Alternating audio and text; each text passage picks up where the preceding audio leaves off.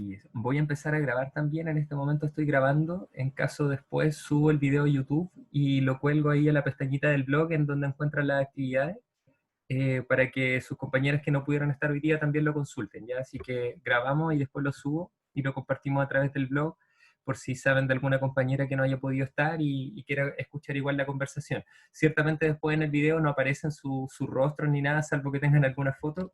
Eso solo queda en el video, si no lo demás se pone en blanco por si acaso. Ya chiquillos, vamos a partir la clase de hoy entonces, les voy a compartir la pantalla.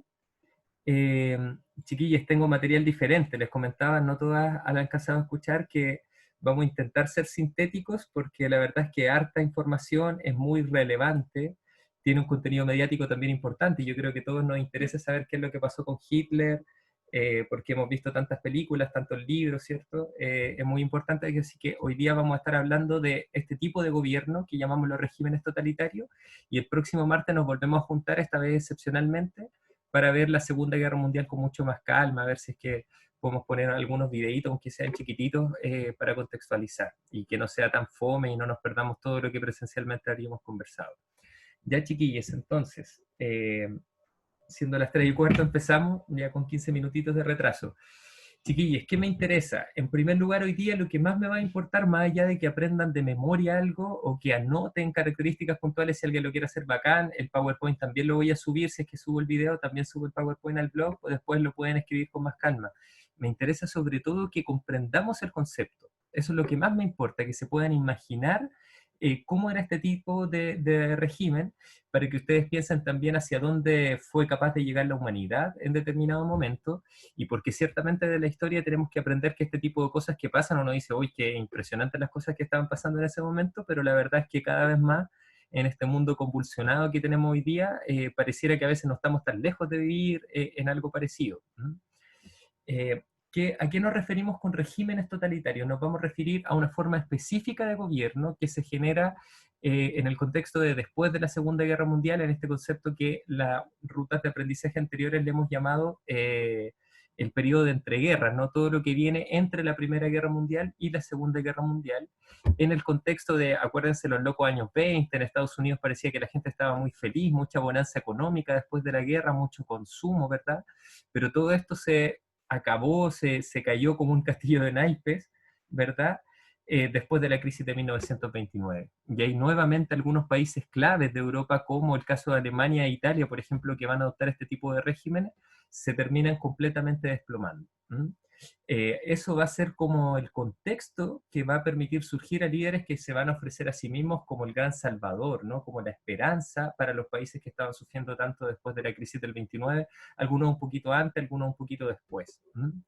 Eh, ¿A qué nos referimos como concepto con esto de los regímenes totalitarios? Chiquillos, básicamente se llama totalitario porque hace referencia al concepto de total.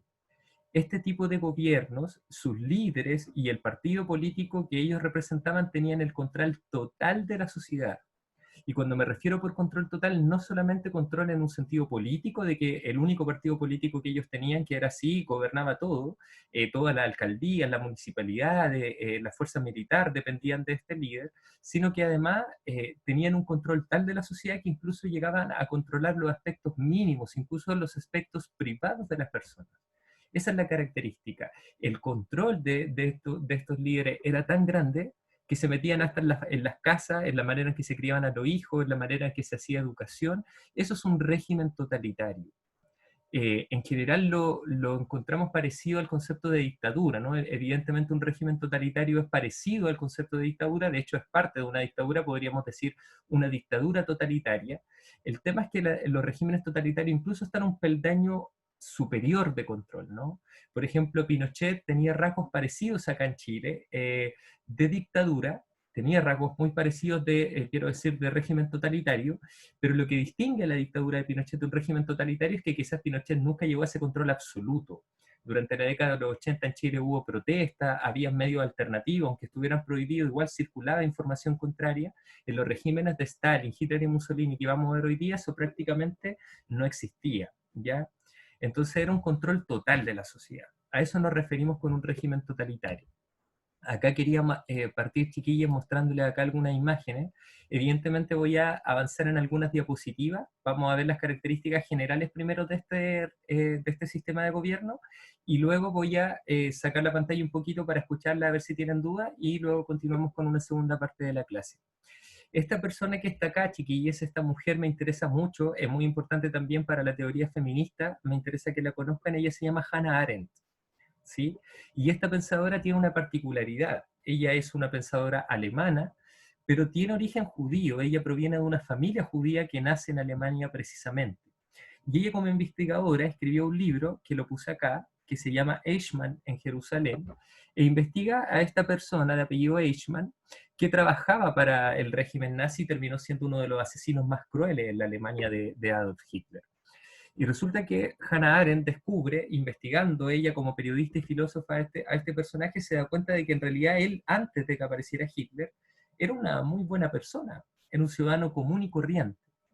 Lo que le lleva a Hannah Arendt a proponer el concepto de la banalidad del mal, es decir, como que en realidad cualquier persona podría llegar a ser mala, no era solo Hitler. A mí me interesa que lo entendamos así, no es solo Hitler, quien generalmente lo entendemos desde la historia como un desquiciado, que probablemente lo era, ¿no? Pero más allá de lo desquiciado que estaba o del poder que se hizo en algún momento determinado, era todo un pueblo que en algún momento lo apoyó y lo escogió. Es decir, acá esto no es solamente culpa de Hitler, sino que de la sociedad alemana y de toda la sociedad europea en general, que dejaron crecer este germen. En determinados contextos, chiquillos, bajo determinadas circunstancias económicas y políticas, pareciera que en la sociedad completa, que en la urgencia que genera el hambre, la necesidad económica, tienden a refugiarse en líderes potentes. Por eso de ahí la similitud entre este contexto que estamos viviendo hoy día, donde hay mucha hambre, y por ende pareciera que corremos el riesgo de que de pronto aparezca un líder que ofrezca soluciones y que la gente le cree y que este líder se haga del control total. Eso puede pasar perfectamente, no es que las quiera asustar, pero es una alternativa, ¿no?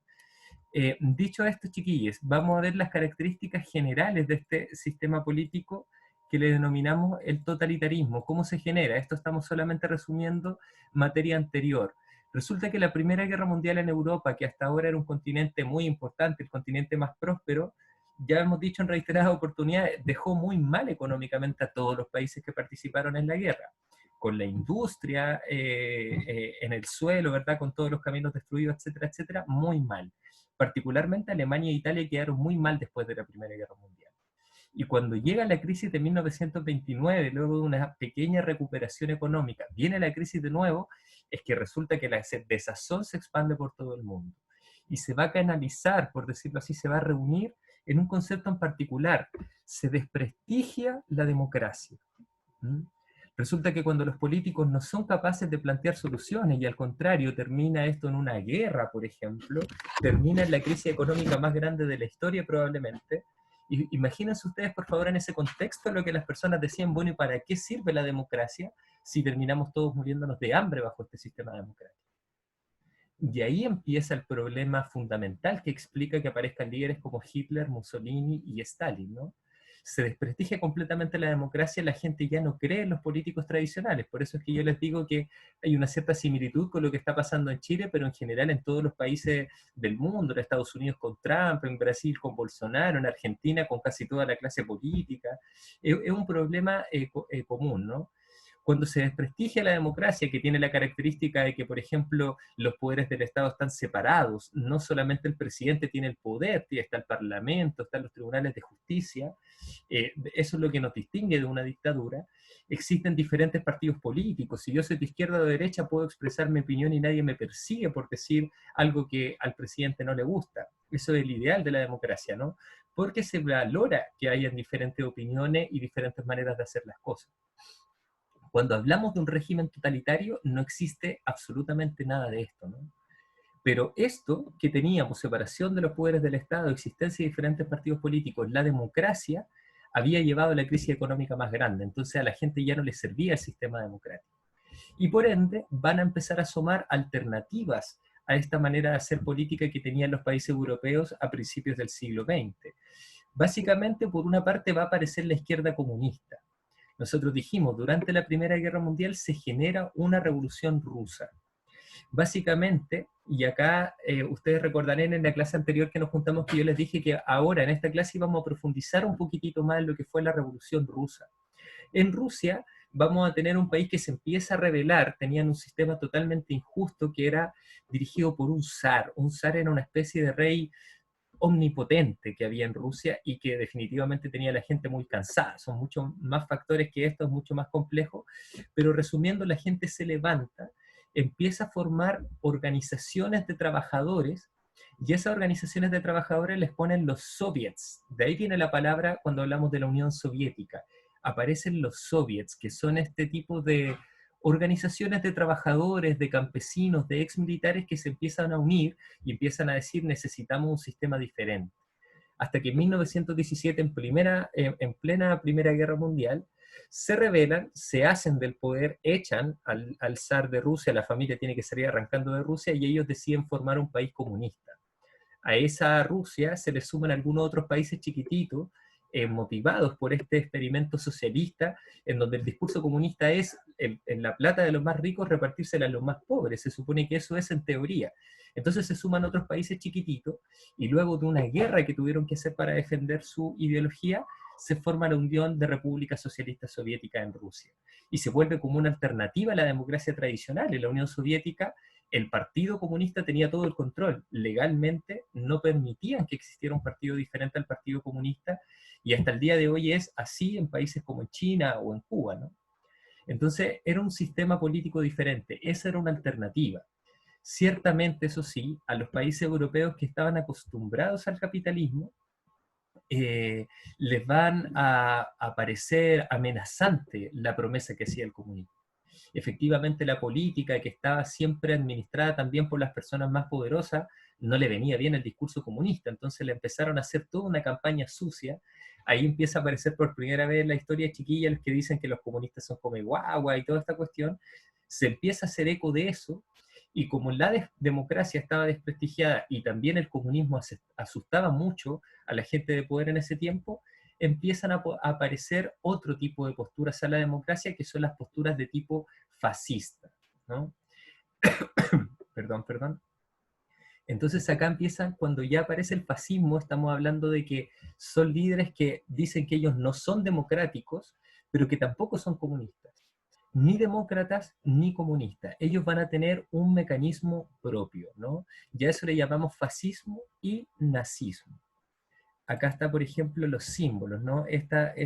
No sé si es que están viendo las imágenes, espero que sí. Acá tenemos el símbolo de los comunistas que hemos dicho, espero que los profes que le hacen clase lo hayan dicho. Acá tenemos el martillo y la hoz, que son los símbolos de los trabajadores, ¿no? Eso era lo que promovía el comunismo, la unidad de los trabajadores. El fascismo y el nazismo tenían una connotación muy diferente, apelan a lo nacional, al orgullo patriota, ¿sí? Por ejemplo, acá, esta pequeña hachita que tengo acá, espero que estén viendo el cursor, en el símbolo del fascismo, se llama facho. De ahí viene el concepto. Y esta hacha, el facho, era una especie de símbolo que utilizaba el emperador romano en tiempos muy antiguos, en donde Italia era un país grande, ¿no? Entonces acá estos símbolos, lo mismo la esvástica. Esvástica se le llama el símbolo nazi, la esvástica. Y la esvástica resulta que es también un símbolo que se utilizaba en las culturas germanas con mucha antigüedad, cuando el imperio sacro, imperio romano germánico, era muy grande. Entonces el discurso de Mussolini y de Hitler era, pucha, estos gallos que nos basurearon en la Primera Guerra Mundial, que nos dejaron con pésimas condiciones, que nos hicieron asumir las consecuencias que habíamos peleado todos, nosotros ahora vamos a hacer renacer esos países y los vamos a posicionar otra vez como imperios a nivel mundial. Y la gente que estaba con pobreza, por supuesto que también creyó en estos líderes, ¿sí? Voy a parar un minutito porque quiero saber si es que van comprendiendo, si es que se entiende esta contextualización de cómo empiezan a aparecer estas figuras como Hitler, Stalin y Mussolini. Los vamos a profundizar automáticamente en lo que viene, ¿sí? Preguntas, consultas, chiquillos, perdón que me da un poquito la luz de la ventana. ¿Todo claro hasta acá? Por último, díganme sí, no. Pueden ir comentando en el chat. Gracias, María Ángel, todo claro. Las demás chiquillas. Gracias, Isidora. Ninguna consulta hasta acá, nada. Gracias, Sofía. Ya. Entonces, todo claro, profe, ya, muchas gracias, muchas gracias. Entonces, ya entendimos este contexto, ¿no? Termina la Primera Guerra Mundial, viene la crisis del 29, muchos países quedan en el suelo, ya no creen en la democracia, empiezan a aparecer líderes, empiezan a aparecer los líderes comunistas que prometen muchas cosas y empiezan a aparecer también líderes fascistas que también prometen cosas diferentes, un proyecto político completamente diferente, pero que a la ciudadanía común y corriente le hacía mucho sentido, un poco lo que pasa con Donald Trump, ¿no? Resulta que en algún momento la economía norteamericana descuida a la clase media blanca en Estados Unidos y ellos que estaban muy disconformes, claro, el único que les promete solución era Donald Trump. Entonces, claro, le creen a estos líderes y luego este líder se empieza a hacer del poder. Vamos a revisar a continuación otras características de los totalitarismos. ¿Qué está pasando acá? Vamos a revisar otras características de los totalitarismos a continuación para que nos hagamos una idea más general y luego nos vamos viendo qué hizo cada uno de estos líderes en sus gobiernos en específico para entenderlo ya definitivamente a fondo. Fíjense acá que está la imagen clásica, ¿no? Me gustaba mostrarle esta imagen en cómo las posturas fascistas se querían distinguir del comunismo. Somos una alternativa a la democracia, pero por ningún lugar comunista, al contrario, se perseguía la ideología comunista. Entonces acá venía esta ilustración, los medios de comunicación asustados por la amenaza del comunismo, que amenazaba quitarle la riqueza a los más ricos. Por supuesto que hacía este tipo de ilustraciones donde el comunismo vendría a destruir a las ciudades de Europa, la gran civilización que construyeron con la industrialización, el imperialismo, ¿no? Y acá aparece la espada del fascismo. Una de las características del fascismo es que le gusta, tiene una especie de culto a la violencia, ¿no? Ellos recurren a las fuerzas armadas permanentemente, por ejemplo, lo vemos un poquito acá en Chile, no quiero decir que Piñera sea fascista o algo así, pero tiene un poquito esa característica, ¿no? De recurrir a las boinas negras permanentemente, su discurso a los carabineros, a los militares, eso era propio del fascismo, no le gustan esos elementos violentos, hay un culto de la violencia, eso es una característica del fascismo. Vamos a ver las características en general del totalitarismo. En primer lugar, todo líder totalitario, ya sea Stalin, comunista, Benito Mussolini, fascista en Italia, o Adolf Hitler en Alemania, su primera característica era que ellos imponían una ideología. Esto no era que se consultara, no era que el 100% de la gente en Alemania fuera nazi o el 100% de los italianos fueran fascistas, pero la ideología se imponía.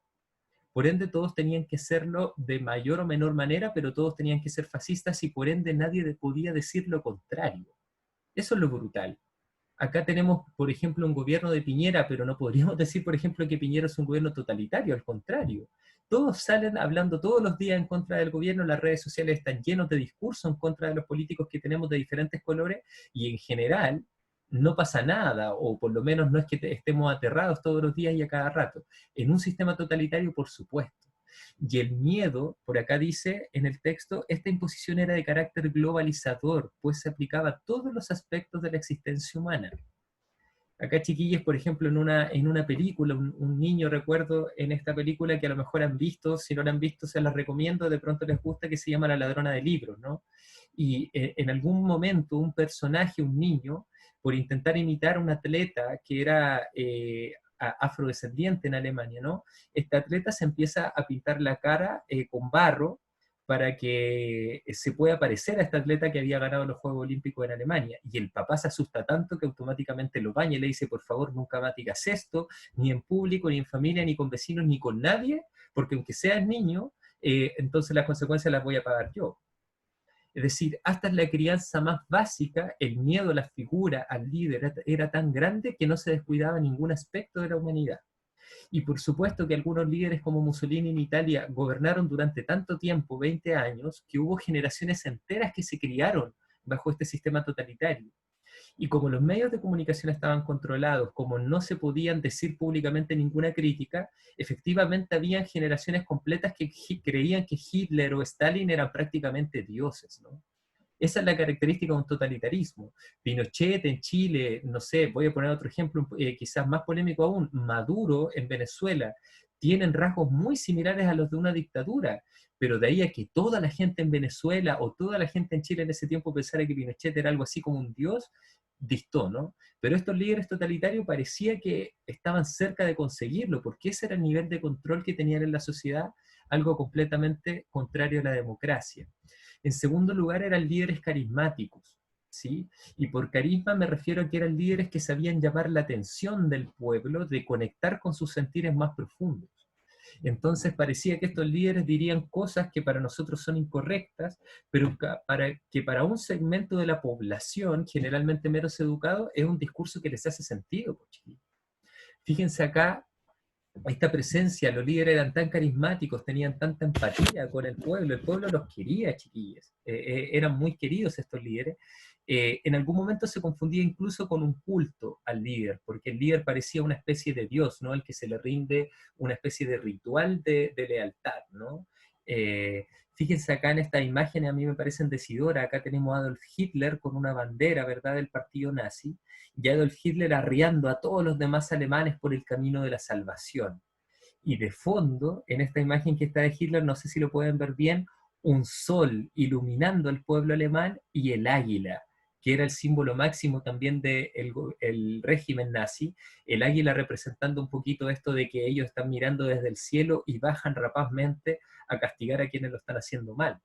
Y la gente en Alemania en ese momento necesitaba protección. Entonces, esta propaganda que se le hacía a Hitler era totalmente decidora. Fíjense acá, este caballero que está acá, para que ya lo vayan conociendo, es Benito Mussolini, es el líder fascista de Italia, y está con todos los militares. Yo les decía, hay un culto a la violencia, se muestran mucho con las armas, ¿no?, que tienen el control. Acá dice, il duce de todos para la victoria.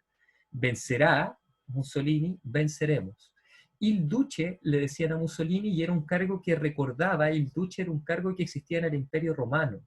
Lo mismo que con Hitler, que le decían el Führer, el Führer. Bueno, no, no es tan así, no sé alemán, no tengo idea, estoy cuestionando. Pero lo que quiero decir es que evidentemente ellos ostentaban cargos que se tenían desde el Imperio Romano y que prácticamente en el fondo la gente los trataba como si fueran una especie de rey divino, ¿no? Tercera característica de los regímenes totalitarios. Bueno, hablé de Hitler, hablé de Mussolini. En el caso del líder comunista, Stalin, por ejemplo, acá tenemos lo mismo, ¿no?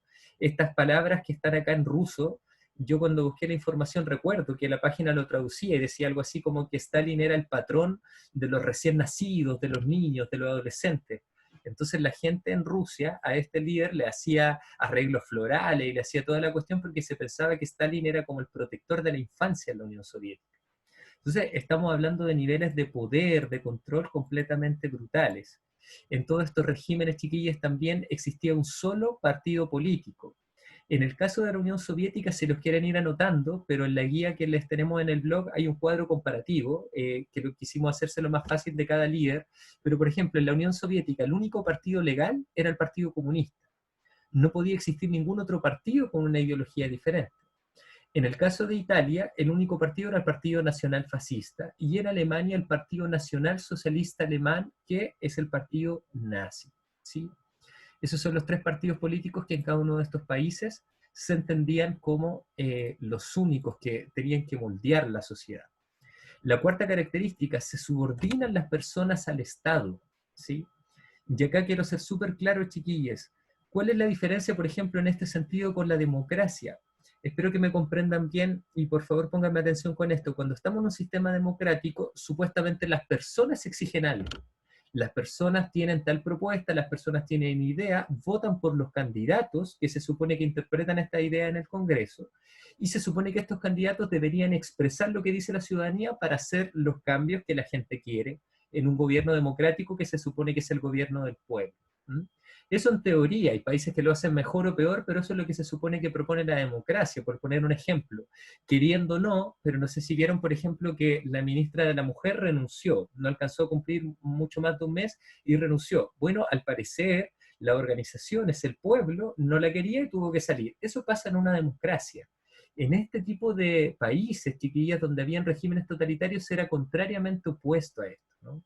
Era el Estado el que definía todo, y el Estado a las personas intermediarias, es decir, a las municipalidades, a la intendencia, a los partidos políticos, o sea, a la gente que trabajaba en el partido político, ellos tenían que obligar a que la gente respetara lo que el Estado decidiera. Todo se decía en función del Estado. Si el Estado decía A, la gente tenía que hacer A. Si decían B, tenían que hacer B. Y eso implicaba, chiquillas, a niveles ya casi absurdos. Por ejemplo, en Alemania, en los colegios, en todas las salas de clases se tenía una foto de Hitler, a las 12 del día se leían ciertas como documentos que prácticamente eran como oraciones al líder Hitler y se leían a la misma hora en todas las escuelas de Alemania. Ese era el nivel de control que existía en el régimen nazi. Controlaban los libros. Durante el régimen nazi se hizo quema completa de bibliotecas completas de libros, ¿no? En donde se contaban esta historia. Porque simplemente si había un libro que decía algo en contra de la historia del régimen nazi, por supuesto que Hitler a eso no le convenía. Por ende, este régimen no solo controlaba el presente, también el pasado. Empezó a contar la historia de Alemania completamente diferente. Por eso es que la historia es tan importante. Si nosotros tenemos conciencia de los errores que cometemos en el pasado, no los vamos a hacer en el presente. Hitler no reconocía ningún error, todo lo contrario, ocultaba los errores que cometía, engañaba con cifras, con cualquier otra cosa, y de esa manera se legitimaba. Y por supuesto que para hacer esto tenía que tener un control total de los medios de comunicación y de educación, y también una fuerte represión para la población. Cualquier persona que hablara mal en contra de Hitler, de Mussolini o de Stalin, eran reprimidas, perseguidas y eliminadas, cada uno con su propio modus operandi. Acá tenemos, por ejemplo, una foto, ¿no?, de cómo las personas del régimen nazi en pleno holocausto en contra de los judíos, ya lo vamos a explicar un poquitito eso mejor, las metían presas, pasaban a ser un número, ni siquiera pasaban a ser seres humanos dentro de la cárcel, solamente se les recordaba por un número, usaban toda la misma ropa, simbólicamente este pijama de rayas pasó a ser muy conocido porque en uno de los campos de concentración más grandes les pasaban esa ropa para que ni siquiera se distinguieran, ¿no? Los deshumanizaban completamente, les cortaban el pelo, tenían muy poco acceso al alimento, etcétera, etcétera. Podríamos hablar todo un día de cómo los trataban, pero me parece que la idea está más o menos clara, ¿no? Y la última característica de estos gobiernos es que todos, tanto Hitler, Mussolini como Stalin, hacían actos de masas, vale decir, actos completamente masivos. Era una manera de demostrar la fuerza que tenía el líder, ¿no? Entonces Hitler, por ejemplo, era un muy buen orador, se paraba frente a miles y miles de alemanes y mientras se daba sus discursos que eran maravillosos en el sentido de que el gallo tenía un manejo escénico impresionante, toda la gente la escuchaba, repetía los gestos al mismo tiempo, lo mismo con Mussolini y con Stalin, ¿no? Una obediencia máxima que lo hacía posicionarse como líderes mundiales muy importantes también, ¿no? Algo parecido a lo que pasa con Corea del Norte hoy día, que uno ve Corea del Norte y toda la gente se moviliza así y le tienen un respeto a un líder impresionante, ciertamente porque también está la amenaza a la represión. Estas son las características generales. A continuación nos vamos a ir a las características que cada uno de estos líderes tuvo en específico, pero otra vez quiero saber si es que se está entendiendo todo. ¿Cómo estamos, chiquillas? ¿Todo bien? María Ángel, Tania, muchas gracias. Sí, está quedando grabado. María Ángel me preguntó si está quedando grabado esta clase, así que no hay ningún problema en ese sentido. Vamos a subir el video y el Power que estamos viendo también al blog de recursos en segundo medio para que cualquier persona que no haya podido lo pueda ver desde allá. ¿Ninguna duda, chiquillos? ¿Hasta acá todo claro? Ya, bacán. Parece que me está yendo bien en la explicación. Ya, chiquillos, fue lentito. Entonces vamos con la última ya parte de la clase. Vamos a ver cada uno de estos líderes, chiquillos, insisto en el punto, cuando estábamos en clases normales, cada uno de estos líderes era una o dos clases por lo menos, así que vamos a intentar resumir los ejemplos más concretos. Ya este es el primero. Hoy los efectos los puse muy mal acá. Aquí estamos. Chiquillos, es harto texto, yo le voy a colgar el Power al blog de recursos. Además, esta parte la copié textualmente del cuadro que hice para la guía que subimos el material donde está resumido cada uno de estos líderes. Así que ustedes ya lo tienen en la guía, no es necesario que quizás escriban. Me interesa mucho que lo comprendan, ¿ya? Vamos a partir con el primer líder. El primer líder es este caballero que está acá, con su bigote inconfundible. Se llama Joseph Stalin. Va a gobernar la Unión Soviética entre 1924 y 1953. Es decir, del 34, 40, casi 30 años estuvo en el poder este caballero, ¿no? Eso habla un poco de su poderío en este país gigante que era la Unión Soviética, ¿no? Un animal, es una bestia la Unión Soviética. ¿Qué es lo que había pasado? Me comprometí en clases anteriores a explicar un poquitito más de la Revolución Rusa, algo explicamos. 1917, el pueblo se rebela, luego de que los bolcheviques, así se llamaban los comunistas, por decirlo así, en Rusia, se toman el poder, echan al zar, ¿verdad? Entran en una especie de guerra civil en Rusia.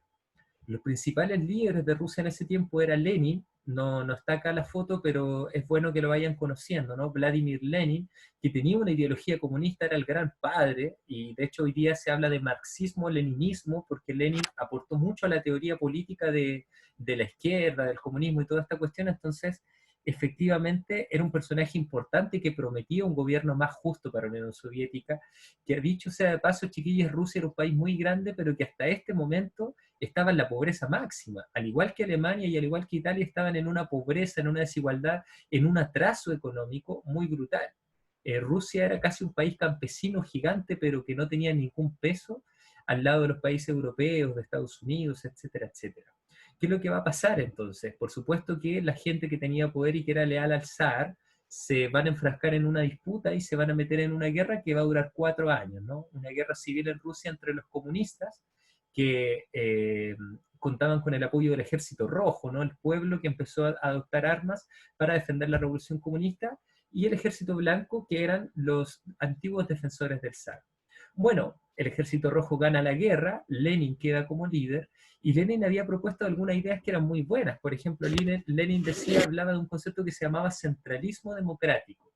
Es decir, que en cada soviet, en cada organización de trabajadores a nivel nacional, se discutieran ciertos temas para la revolución, que esos temas se fueran acercando hacia el centro político que tomaba las decisiones, el Comité Central del Partido Comunista, y el Comité Central, por ende, hacía lo que decía cada soviet. Era una cuestión más democrática, por decirlo así, a pesar de que no había más que un solo partido político, que era el Partido Comunista.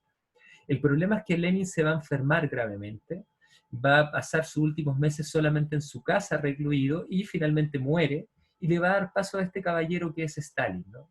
Stalin de hecho llega al poder porque se saca a sus adversarios, algunos decían que tenía que subir Trotsky, no tenemos tiempo para hablar de eso.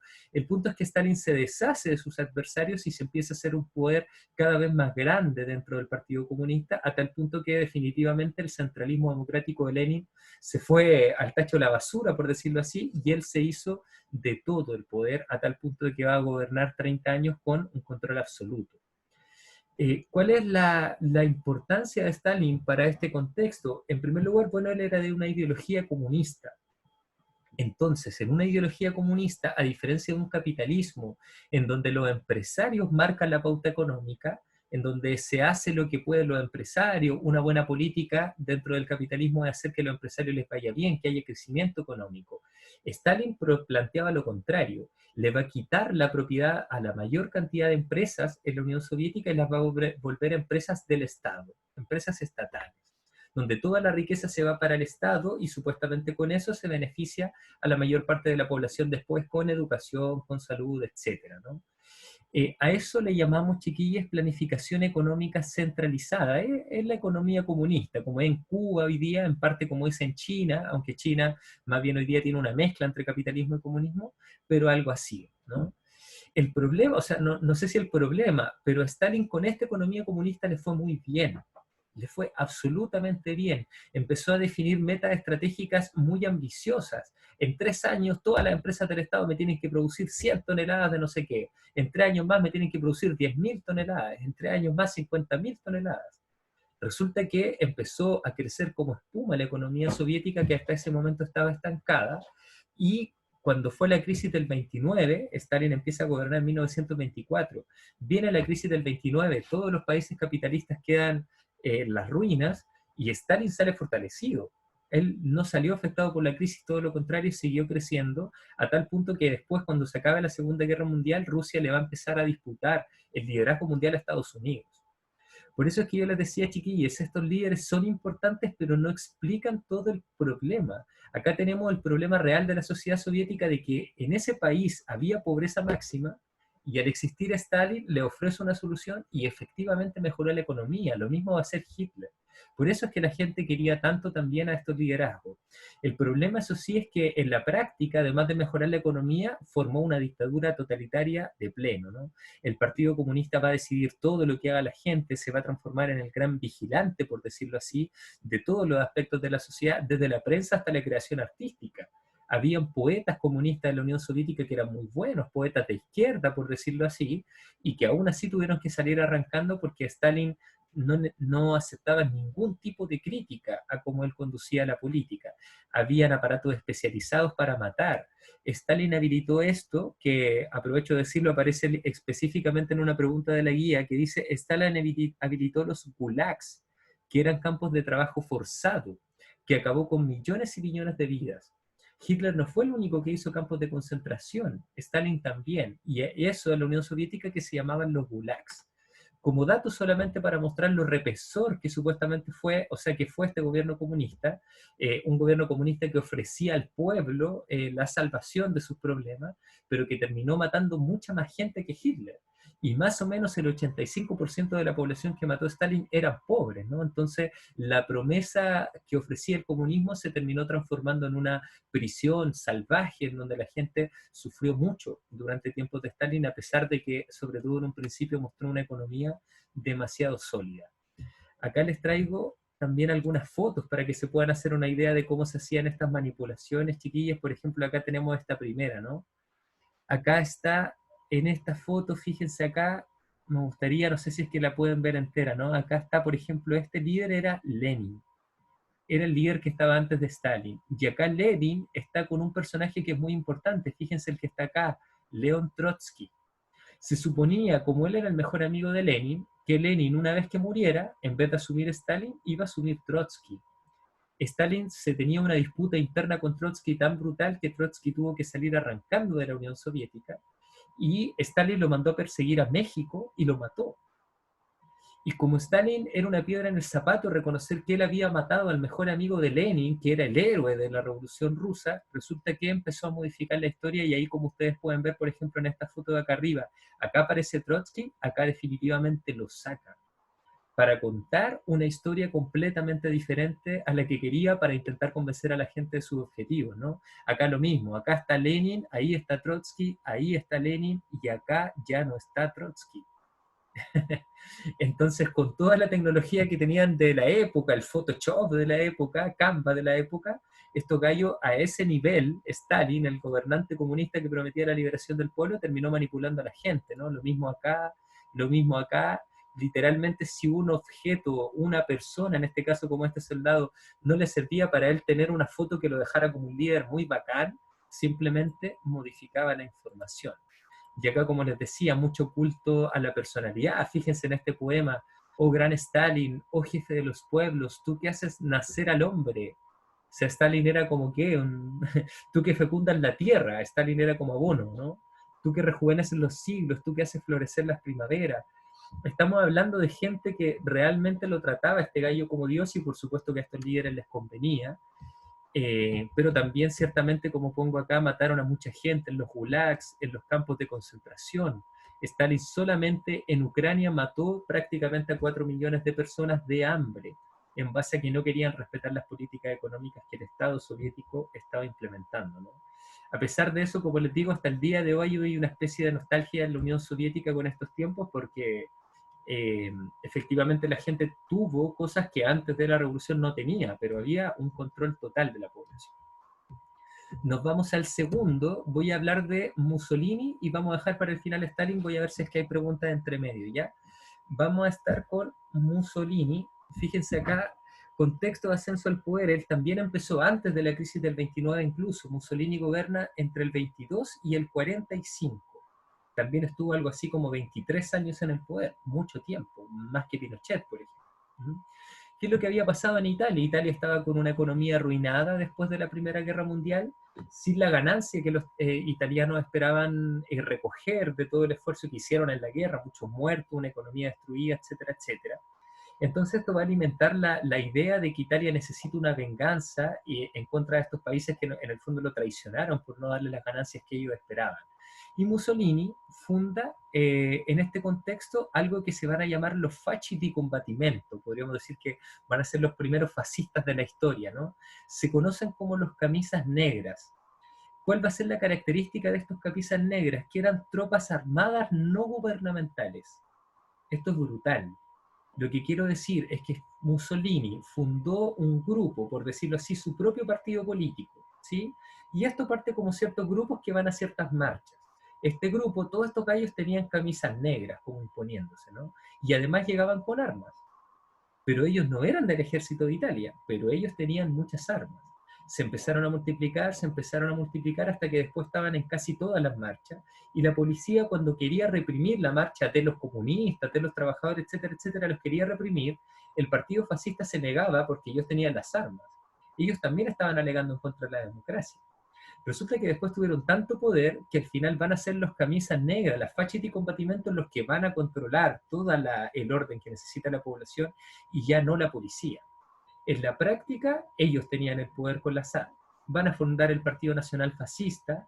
Después, ya en 1922, van a hacer una marcha que se conoce como la Marcha sobre Roma, ¿no? Que donde todos los camisas negras de todo el país se juntan y marchan mancomunadamente hacia la capital de Italia, hacia Roma. Y en ese tiempo le dicen al líder que estaba en Roma, ya nosotros tenemos el poder en la práctica, así que por favor, sale del poder porque Mussolini, yo me voy a quedar en el poder. Y se quedó ahí en el poder durante 23 años, ¿no? Lo digo esto porque es importante, porque en Chile o en algunos países de Latinoamérica también estamos empezando a ver este fenómeno lentamente. Lo quiero decir así abiertamente. Por ejemplo, ciertos militantes que salen a las marchas, no sé si recuerdan, chiquillos, cuando en una marcha feminista salieron unos miembros de un movimiento que se llama el Movimiento Social Patriota, que salieron a repartir vísceras en las calles con sangre, de hecho apuñalaron a algunas mujeres. Eso es una conducta fascista, ¿no? Que apela a la violencia para convencer de algo, que apela a la sangre, que le gusta esta cuestión media violenta, y por algo es que se llama movimiento social patriota, ¿no? Estoy preocupado del pueblo, pero tengo este discurso otra vez de engrandecer Chile, así como Mussolini quería engrandecer Italia. Eso es más o menos el discurso fascista, es complejo de explicarlo. Por lo mismo, ¿cuál era la ideología de este gobierno? Me parece que acá los cuadros los puse al revés. Esto es la ideología y estos son los elementos de gobierno. Ideología, la ideología era fascista. Ya les decía, el fascismo se caracteriza por exaltar la violencia y sus símbolos, hacer una referencia a la patria permanente y además usar la institucionalidad del Estado para someter a la población. Es decir, que no existan diferencias en la opinión, al contrario, que toda la gente obedezca calladamente lo que diga el Estado. Eso es básicamente la ideología fascista. Tiene otros elementos, pero es un poco complejo explicarlo acá. Lo que sí quiero aclararles algo, el fascismo, chiquillos, no tiene nada que ver con racismo. Puede ser que ustedes me digan la mayor cantidad de gente que uno dice, ah, él es facho, él es facho. Puede ser que tenga conducta racista, anti-inmigrante, no sé, ese tipo de cosas. Pero el fascismo en su origen no, teóricamente no tiene que ver con discriminar por color de piel, ni por etnia, ni por raza. Mussolini, que es el padre del fascismo, que él escribió la literatura que funda el fascismo, no era racista. En ese sentido, porque también aparece en una pregunta ahí de la guía de puntaje nacional, la única ideología abiertamente racista es la nazi, el nazismo. Esa es la única ideología que sí podemos decir abiertamente, claro, estos gallos eran racistas. Mussolini no, mató mucha gente que pensaba diferente a él, encarceló, etcétera, etcétera, pero no con una distinción más bien de raza, sino con una distinción política de quien desobedece al poder, un poco también como hacía Pinochet, ¿no? Acá en Chile. Ya, chiquillos, última pausa para ver si es que tienen dudas, consultas, y finalizamos este momentito con lo que pasa con Hitler. ¿Cómo vamos, chiquillos? Oh, a la Michelle no me escuchaba. Espero que me haya vuelto a escuchar. ¿Cómo estamos? ¿Dudas, consultas, chiquillas? Perdón que me tape el sol. Voy a sacar otra fotito acá. Ya, chiquillas, ninguna duda entonces. Se entiende todo clarito. Ya, bacanísimo. Entonces, tenemos el líder comunista Stalin en la Unión Soviética que se hizo del poder, Partido Comunista el único que funcionaba, luego en Italia pasa lo mismo, ¿no? Vamos a ver qué es lo que pasa en Alemania, entonces ahora con lo que pasa con Adolf Hitler. Acá estamos. Vamos con la última diapositiva de hoy día. Lamentablemente Hitler siempre es maravilloso verlo con videos, con películas, por eso es que también en el blog quisimos que evaluarla a partir de que ustedes vean videos, porque acá estamos haciendo el esfuerzo de hacer clase, pero siempre se va a quedar información muy relevante afuera, que es muy importante, ¿no? Vamos a cambiar esto al tiro, porque esto me quedó al revés.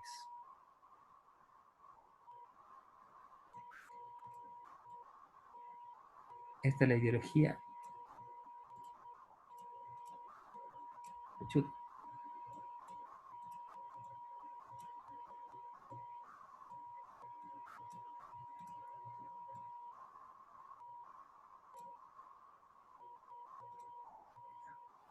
Ahí sí, chiquillas, perdón la demora. Ya. Entonces, fíjense que acá, perdón tanto texto, insisto, esto lo tienen en la guía. Vamos a arrancarme un poquito del software, no sé muy bien cómo hacerlo. Ahí sí.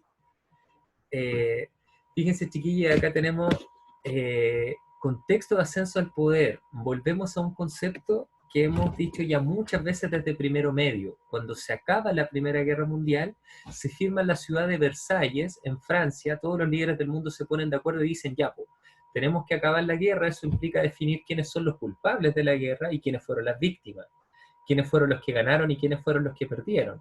Y dijeron en ese Tratado de Versalles que habían ganado Francia, Inglaterra, Estados Unidos, por ende había perdido países como Alemania, pero que además Alemania era el principal responsable de haber ocasionado este conflicto como la Primera Guerra Mundial.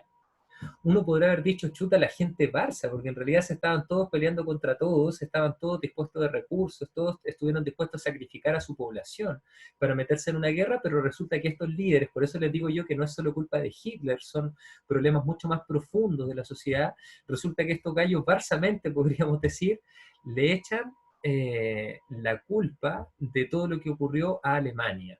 Le ponen grandes deudas, le ponen un sinfín de amarres, ¿no? Le quitan el ejército, le quitan territorio, le quitan recursos. Alemania lo termina pasando muy mal.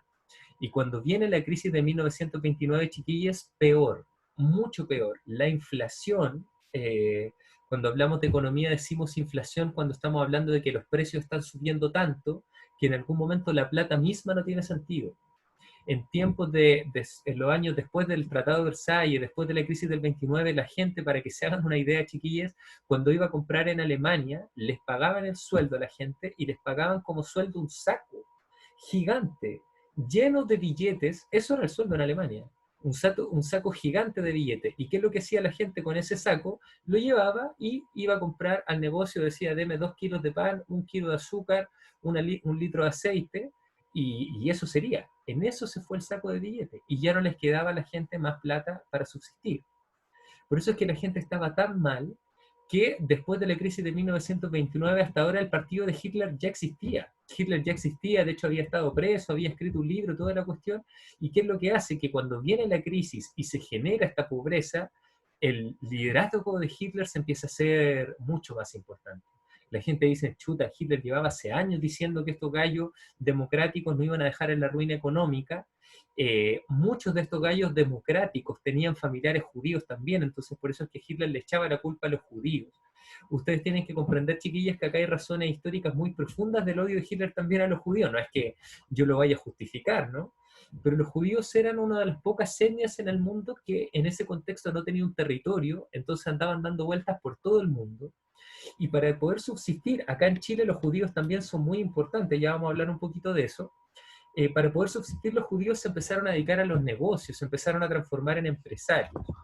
Entonces, a nombre de Hitler, estos judíos, Hitler era mucho más, por decirlo así, perseguido para hacer este análisis, ¿no? Pero a juicio de Hitler eran estos judíos que eran empresarios los que estaban en el fondo confabulados para hacer caer en crisis a las democracias europeas y por ende en algún momento ellos que eran tan poderosos tomarse el poder.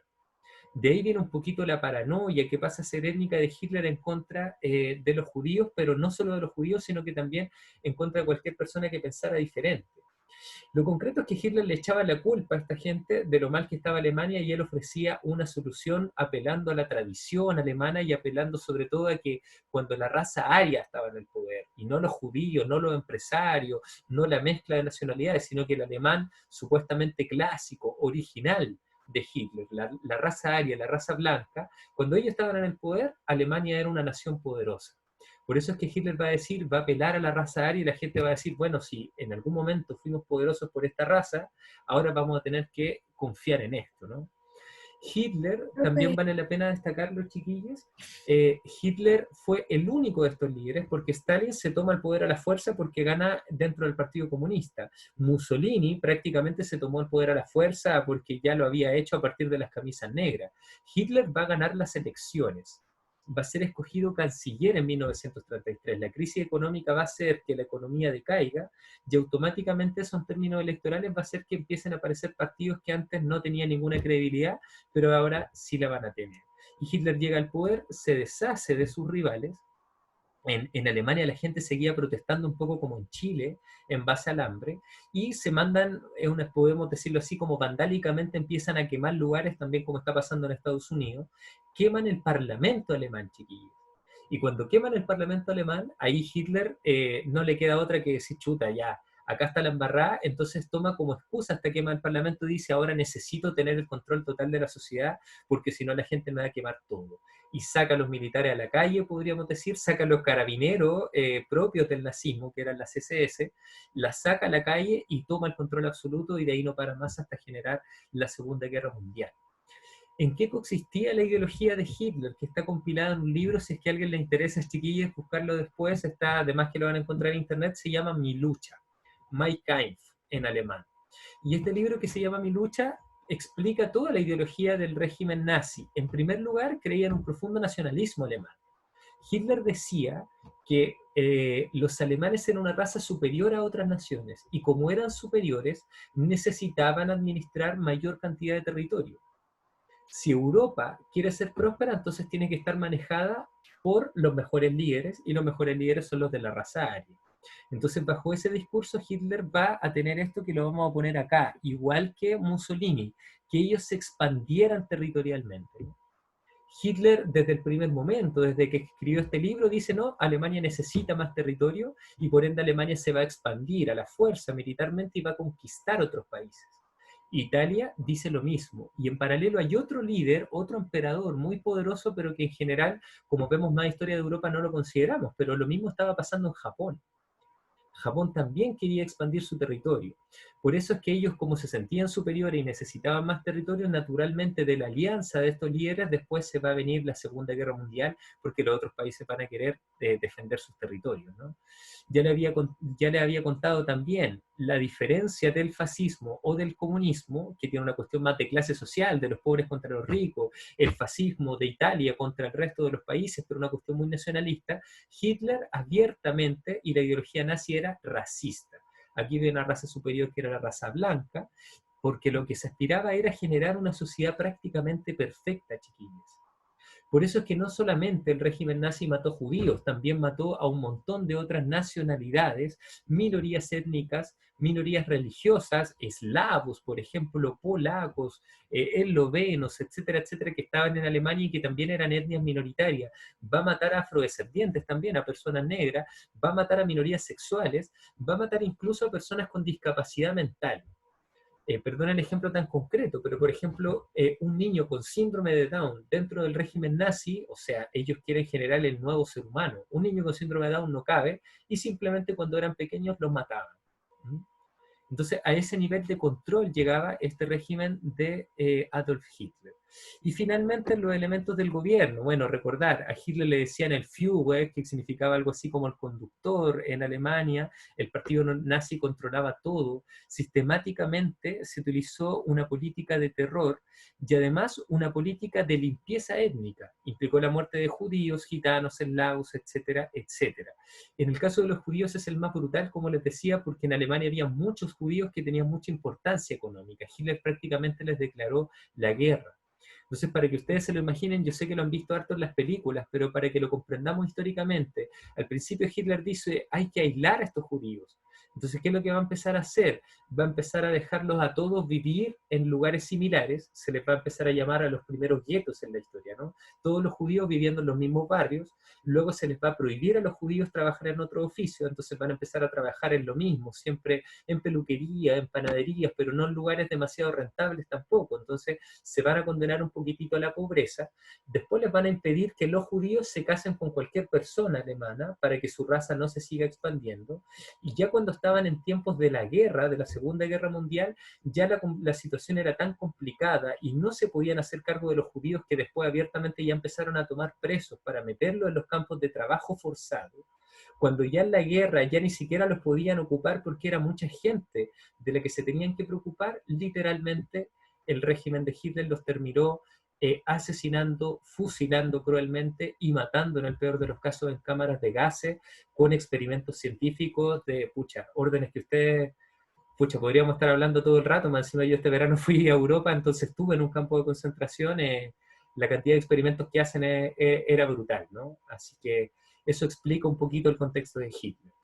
Ya para ir cerrando esto, cuando Hitler empieza a invadir países con la excusa de que la raza blanca necesita un espacio vital más grande, va a empezar a invadir a Checoslovaquia, va a empezar a invadir otros países, y cuando ya invada Polonia, que es un país muy grande que está al lado de la Unión Soviética, los otros países van a reaccionar y van a decir, oye, ya, pues te estáis pasando, Hitler, vamos a tener que declararte la guerra, y a Hitler se le suma también líderes que tenían una estrategia parecida como Mussolini y como el líder de Japón. Stalin, hasta ahora, que es el otro líder que mencionamos, él no se quería meter a la guerra. De hecho, él, Stalin y la liberación que él prometía a los pobres era todo lo contrario a lo que proponía Hitler. Entonces él dijo, mira, mientras tú no te metáis conmigo, Hitler, yo no voy a hacer nada. Alemania era vecino de la Unión Soviética, pero después Hitler lo va a invadir, y ahí Stalin se va a meter a la Segunda Guerra Mundial apoyando a Inglaterra, Francia, Estados Unidos, etcétera, etcétera. Pero eso lo vamos a ver la próxima clase con mucho más detalle. Así que, chiquillos, hasta acá llega mi exposición el día de hoy. Me demoré más o menos 1 hora 10, un poco menos, 50 minutitos. Así que, nada, pues quiero escucharles, chiquillos, si es que tienen dudas, consultas, comentarios. Espero haya sido claro. Eh, si es que quieren que profundicen algo, si es que vieron algo en una película que en base a lo que les dije no se comprende, no sé, cosas que recuerden. O por último, si se entendió, no sé, comenten. Profe, la crisis del 29 que usted dijo es la crisis de la bolsa esta, ¿no? De Estados Unidos. Sí, sí, sí, tal cual. La crisis de la Bolsa de Nueva York, que es la crisis de 1929. Tiene, claro, tiene diferentes nombres. A veces se habla del crack de la bolsa, la burbuja bursátil, tiene diferentes nombres, pero es la misma crisis económica, sí. Profe, ¿cómo si eso pasó en Estados Unidos, cómo llegó a todo el mundo? Ah, qué buena pregunta, María Ángel, se la agradezco, porque sí me permite repasar algunas cositas. Recordemos que en este contexto todos estos países eran capitalistas. Y después de la Primera Guerra Mundial, María Ángel, recordemos que ya habíamos tenido una guerra. Esta Primera Guerra Mundial, todos los países quedan más o menos en la ruina, los países que antes eran los líderes del mundo, que son los países europeos, Francia, Inglaterra, Alemania, etcétera, etcétera, España, qué sé yo. Entonces todos los países estaban mal, y Estados Unidos era el único país que sí estaba bien. Ellos ya habían hecho la industrialización, participaron de la guerra, pero la guerra físicamente se desarrolló en territorio europeo, no en Estados Unidos, que está en continente americano. Entonces Estados Unidos invirtió en la guerra un poco, mandó soldados, mandó armas, ¿cierto? Participó en la guerra, ganó cosas con la guerra, porque en la guerra, chiquillas, no se trata de quién ustedes piensan, o sea, no digo que ustedes específicamente, pero usualmente cuando vemos esto decimos, ah, quién ganó y quién perdió. Pero uno no sabe qué ganó y qué perdió, qué otra cosa. Ganan negocios, ganan territorios, ganan rutas comerciales, ganan acuerdos, impuestos por aquí y por allá, ¿no? Estados Unidos ganó. Entonces Estados Unidos, después de la Primera Guerra Mundial, y podríamos decir hasta el día de hoy, se transformó en el centro del mundo. Todas las economías del mundo hoy día dependen de Estados Unidos. Entonces, si Estados Unidos quiebra, automáticamente todos los demás países capitalistas quiebran también. ¿No? Y en este contexto, además de los locos años 20, toda la gente compraba acciones, ¿no? Todas las empresas tenían esta cuestión de para ganar un poquito más de plata y hacer rentable, yo digo, ah, ya, esta acción la vendo a tanta plata, tanta plata, tanta plata. Resulta que todas estas empresas, al vender tantas acciones, cuando se cae la bolsa de Nueva York y cae en todo el precio de las acciones, todas estas empresas que estaban invirtiendo ahí en la bolsa de Nueva York se fueron a la quiebra. y esas empresas no eran solamente norteamericanas, eran de todo el mundo. Y como estas empresas a su vez iban a la quiebra, no le podían comprar cosas a otras empresas que les cobran y así sucesivamente se generó una crisis a nivel mundial. El país más afectado a nivel mundial probablemente fue Alemania. Por eso es que no sorprende que por culpa de unos gallos que hicieron malos negocios en Estados Unidos, al final aparezca Hitler, ¿no? El país más afectado del mundo fue Alemania. Al contrario, el país menos afectado del mundo fue Rusia, lo que fortaleció en ese momento a Stalin, que estaba recién encumbrándose como gobernante. Entonces, todos los países capitalistas en la basura, y Stalin, que era comunista, decía, oh, ahora yo estoy muy bien, así que me abanico con dinero. Eso es básicamente Ah, María Ángel. No ya. sé si... Gracias. Ya ¿Sí? entendí, ya entendí. ¿Más preguntas, chiquillas, dudas? ¿Qué les ha parecido hasta ahora? ¿Algo que comentar de Stalin? ¿Creen que puede haber otro líder totalitario prontamente? Es interesante, eso uno dice siempre estas cosas no van a volver a ocurrir, pero siempre está el riesgo. Sí, es bien triste. Es como Cuba también. Es que justo como cuando se cree que se va a acabar el régimen, siempre tiene que acabar como con un golpe como de Estado, pero de los civiles, algo así. Porque Ajá, es como, si no, no acaba. Es como en Venezuela estaba Chávez y después Maduro. Y también en Cuba estaba el dictador y luego dejó a su hermano. Entonces como que claro. no va a Fidel acabar. Castro y Raúl Castro, claro. O sea, en Cuba pasa que, por ejemplo, tienen muchos indicadores económicos que muestran que la revolución puede ser importante para algunas personas y qué sé yo, pero claro, o sea, ¿cómo uno justifica que un gallo como Fidel Castro esté 40 años en el poder y luego le legue el poder a su hermano? Es complejo, por decirlo menos, ¿no? Entonces, claro, son cosas que se dan, que no estamos tan distantes a verlas, ¿no? Y también en Cuba el único partido político que existe es el Partido Comunista, no puede haber otro. Entonces son formas de hacer política completamente diferentes a nosotros. Pensemos en una dictadura comunista que es todavía más brutal en Corea del Norte, hasta donde sabemos, porque sabemos muy poco, porque los medios de comunicación en Corea del Norte están completamente controlados. Es decir, eso es probablemente lo más cercano a lo que conozcamos como un gobierno totalitario. No es llegar y entrar a Corea del Norte y decir, oh, la gente está pasando esto, esto, otro, porque tienen un gobierno totalitario o algo parecido a eso. Sí, igual también hablando de Adolf Hitler y tal, también está la película del niño del pijama de rayas y es tan triste. Sí, sí, bueno, es preciosa. Hay tantas películas recomendables, ¿no? El niño con pijama de raya, está La ladrona de libro. A mí me gusta mucho La vida es bella, ya bien viejita, pero cada vez que la veo no puedo evitar llorar. Hay algunas otras que son un poquito más alternativas también me gustaría recomendárselas. Por ejemplo, hay una que se llama, si es que a alguien le interesa, chiquillos, se llama La Ola, así tal cual, La Ola. Está en internet en diferentes lados. Se trata de un profe en Alemania, pero en tiempos actuales, que le empieza a hacer clase a su estudiante y le empieza como por intentar pasarle los totalitarismos, un poco como lo que yo estoy haciendo hoy día, le empieza a hacer clases intentando enseñarles cómo sería un régimen totalitario. Resulta que los estudiantes se empiezan a creer el cuento y se terminan volviendo todos medios nazis, ¿no? Pero es como un poco la enseñanza de decir, chuta, esta cuestión nunca estamos libres de eso, porque cuando hay hambre, y eso muchos autores, por ejemplo, están diciendo eso, ¿no? Por ejemplo, hoy día en el contexto actual, no digo que Chile, en general a nivel mundial, pasa que en este momento de pandemia, de coronavirus, estamos rogando porque las autoridades nos controlen más y que haya más carabineros, que haya más fiscalizaciones en las calles para que no haya gente en las calles, etcétera, etcétera, etcétera. En China te controlan hasta desde los celulares. Hay algunos países en donde están usando brazaletes para saber tu temperatura. Entonces, el Estado te está controlando todos los aspectos de la vida. Si salen, se te activa el chip. Entonces, si eso, por ejemplo, en un futuro, que hay algunos autores que lo están planteando, si eso se transformara en un sistema político y a uno lo pudieran controlar desde el celular, ahí sí que ya estaríamos hablando de la dictadura totalitaria total, ¿no? Como Hitler más aumentado. Y eso en parte, claro, puede pasar si es que el coronavirus no se soluciona, ¿no? Entonces, en diferentes países del mundo, quiero decir, no solo en Chile. Entonces, bueno, se pone interesante en ese sentido el concepto de totalitarismo que vimos hoy día para también analizar un poco lo que está pasando en el presente, porque cuando hay hambre, cuando hay miseria, en tantos países de América Latina estamos viendo que está pasando eso, en Brasil, en Ecuador, en Perú, acá en Chile, cuando hay hambre, la gente desesperada es capaz de confiar su voto o sus elecciones políticas a cualquier persona que le prometa una solución pronta. En el caso de Hitler, perdón chiquillos, sé que estoy hablando un poquito harto, pero me interesa aclarar esto. Por ejemplo, Stalin lo empezó a producir todo el Estado, empezó a hacer industrias estatales y efectivamente logró que la economía rusa mejorara. Hitler, y olvidé preguntarles eso, ¿alguien tiene alguna idea de por qué Hitler le fue bien económicamente? ¿Qué pudo haber hecho Hitler, que tenía la economía arruinada después de la Primera Guerra Mundial con el Tratado de Versalles, después de la crisis de 1929? ¿Qué hizo Hitler para recuperar Alemania y en un par de años estar guerreando contra todos los países de Europa? ¿Alguien sabe? ¿Tiene alguna idea? También como que se alineó, ¿no? Como que también hizo bastantes aliados. Sí, sí, por supuesto, dentro de la economía de Alemania, todas las empresas trabajaron para Hitler. Les voy a contar un poquitito de esto al tiro.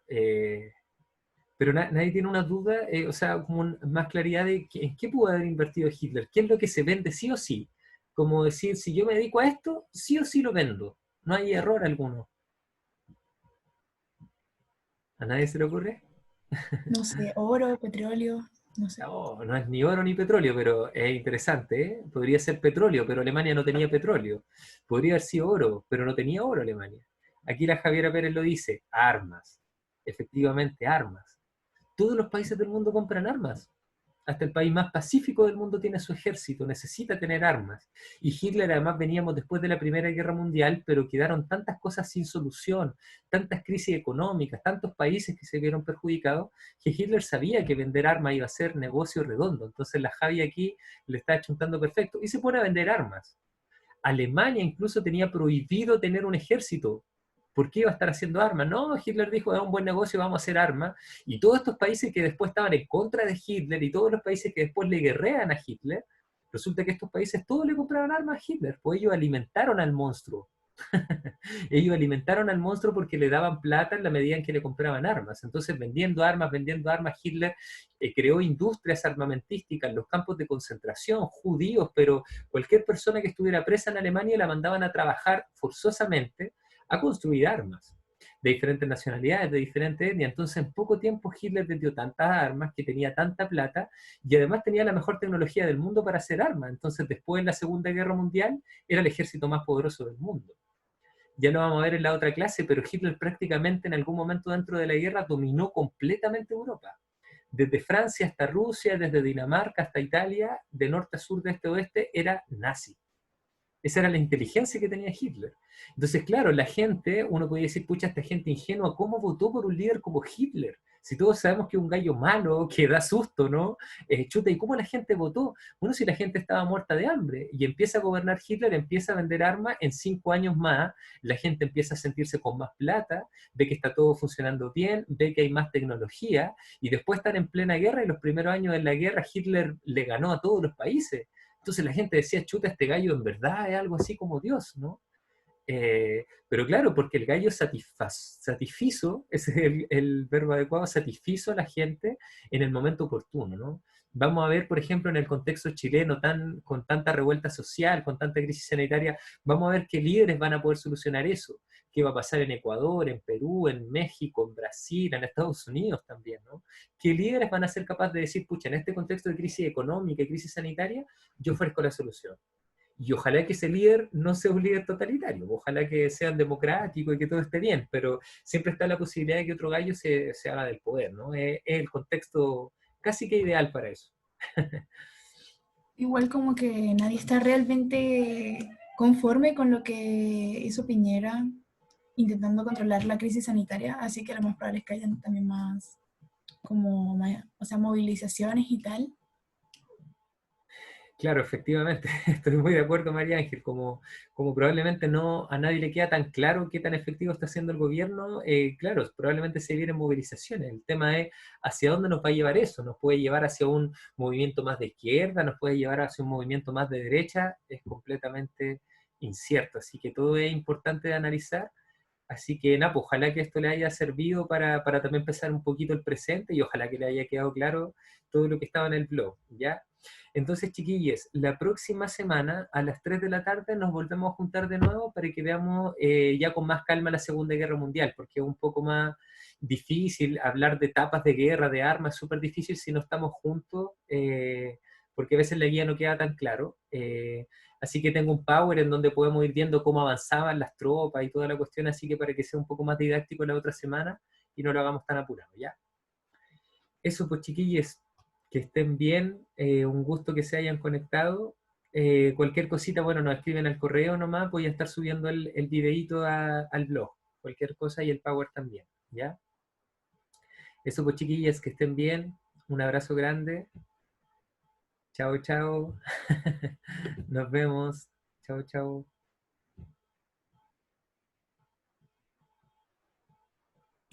Chao, profe. chao, chao.